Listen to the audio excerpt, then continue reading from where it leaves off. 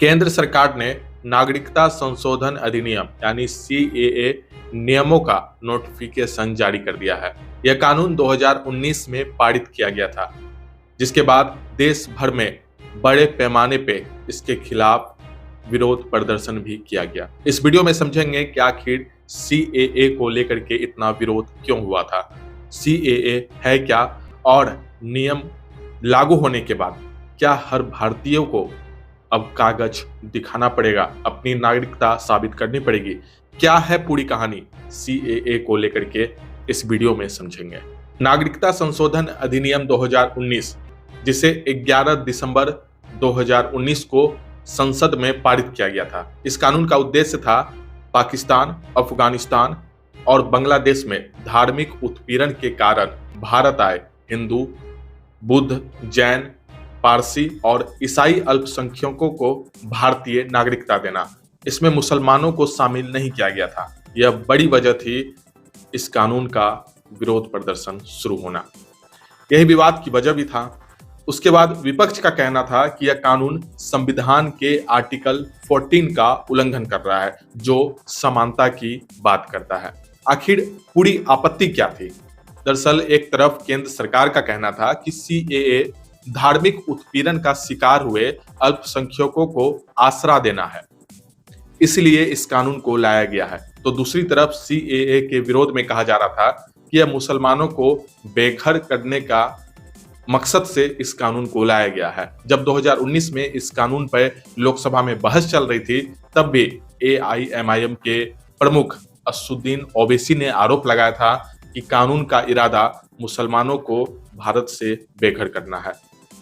दरअसल सीएए को एनआरसी से जोड़कर देखे जाने पे समस्या खड़ी होती दिख रही थी।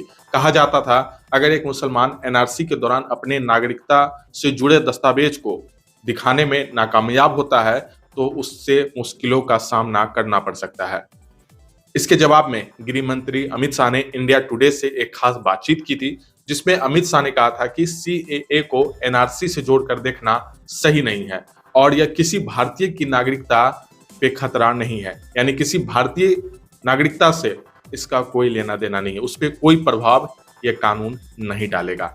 इस दौरान जिक्र आता है एनपीआर का। माना जाता है कि एनपीआर होने के दौरान जो सरकारी कर्मचारी है वो हर घर जाएंगे और हर शख्स का डाटा जमा करेंगे। इसके आधार पे एक लिस्ट तैयार होगी जिसमें डाउटफुल सिटीजन यानी कि जिस नागरिक के नागरिकता पे संदेह होगा वैसे नागरिकों से कहा जाएगा कि वो अपनी नागरिकता को प्रमाणित करें, दस्तावेज पेश करें, यानी ये साबित करें कि वो भारत के नागरिक हैं या फिर नहीं।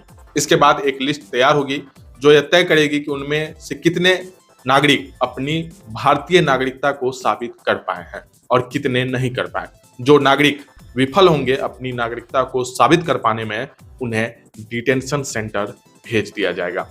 माना जाता है कि जिन मुसलमानों के पास देश भर में एनआरसी के दौरान अपनी नागरिकता साबित करने के लिए आवश्यक दस्तावेज नहीं होंगे, उन्हें अवैध प्रवासी घोषित किया जा सकता है और वे सीएए के जरिए अपनी नागरिकता भी नहीं ले पाएंगे, क्योंकि वहां पे मुसलमानों का जिक्र नहीं है। क्योंकि सीएए के तहत सिर्फ हिंदू, सिख, बुद्ध, जैन, पारसी और ईसाई अल्पसंख्यक को ही भारतीय नागरिकता देने का प्रावधान है। यही पूरी विवाद की वजह थी। हालांकि अब सीएए का नोटिफिकेशन सरकार ने जारी कर दिया है। आपकी क्या राय है इस वीडियो के कमेंट बॉक्स में जरूर लिखें। अगर आप इस पूरी खबर को यूट्यूब पे देख रहे हैं तो चैनल को सब्सक्राइब करें। अगर आप फेसबुक पेज पे देख रहे हैं तो हमारे पेज को फॉलो कर लें। वीडियो देखने के लिए धन्यवाद।